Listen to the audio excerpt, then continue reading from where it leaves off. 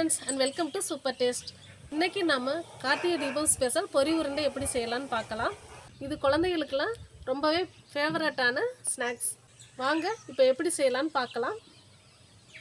குளிர்காலனால பொரி எல்லாம் பதத்திருச்சு. அதனால நம்ம வறுத்து எடுத்துக்கலாம். வறுத்தா தான் பொரி நல்லா கிறிஸ்பியா இருக்கும்.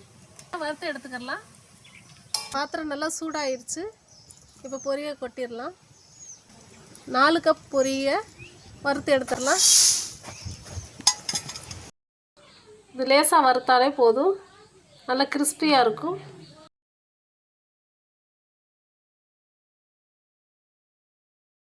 பொரி நல்லா வறுத்தாச்சு.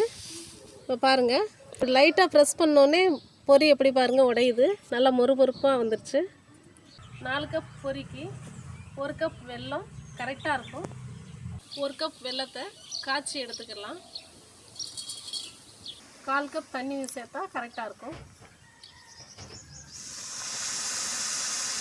வெல்லம் நல்லா கரைஞ்ச உடனே வடிகட்டிக்கிடலாம். அதில் தூசியெல்லாம் இருக்கும்.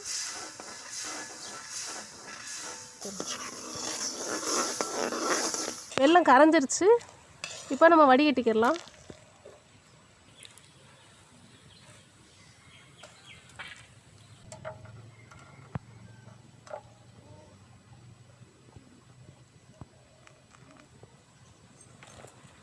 பாருங்கள் எவ்வளோ தூசி இருக்குன்னு, அதுக்காக தான் நம்ம வடிகட்டுறோம். வெல்லம் கரைஞ்ச உடனே வடிகட்டிட்டோம். இப்போ நம்ம கெட்டி பதம் வர வரைக்கும் வெயிட் பண்ணுவோம். 1 ஸ்பூன் ஏலக்காய் பொடி, 1 ஸ்பூன் சுக்கு பொடி. இப்போ பாருங்கள் நல்லா கெட்டியாயிடுச்சு. கிண்ணத்தில் இந்த மாதிரி தண்ணி ஊற்றிட்டு கொஞ்சம் எடுத்து செக் பண்ணி பார்ப்போம்.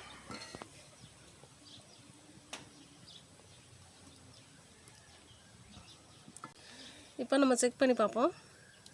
இந்த மாதிரி கெட்டி ஆயிடுச்சுன்னா கல் மாதிரி இருக்கும். இந்த பதத்துக்கு நம்ம பொரியை கிளறி விட்டுறலாம்.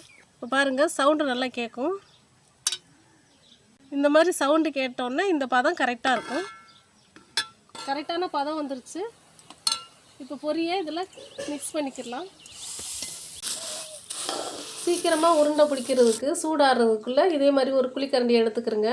கையில் கொஞ்சம் பச்சரிசி மாவு எடுத்துக்கிட்டு அந்த குழிக்கரண்டியில் கொஞ்சமாக எடுத்து அது எவ்வளோ பிடிக்க முடியுமோ, உருண்டை பிடிக்க முடியுமோ, சூடாடுறதுக்குள்ளே அவ்வளோ பிடிச்சிக்கிறோங்க. சூடு தெரியாது, அதுக்காக தான் பச்சரிசி மாவு நம்ம கையில் எடுத்துக்கிறோம்.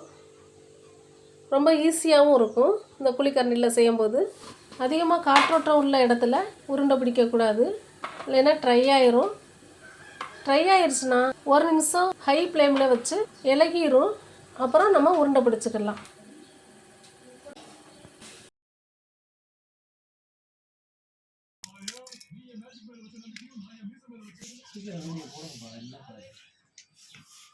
இந்த வீடியோ உங்களுக்கு பிடிச்சிருந்தா லைக் பண்ணுங்க, ஷேர் பண்ணுங்க, கமெண்ட் பண்ணுங்க. மறக்காம நம்ம சேனலை சப்ஸ்கிரைப் பண்ண மறந்துடாதீங்க.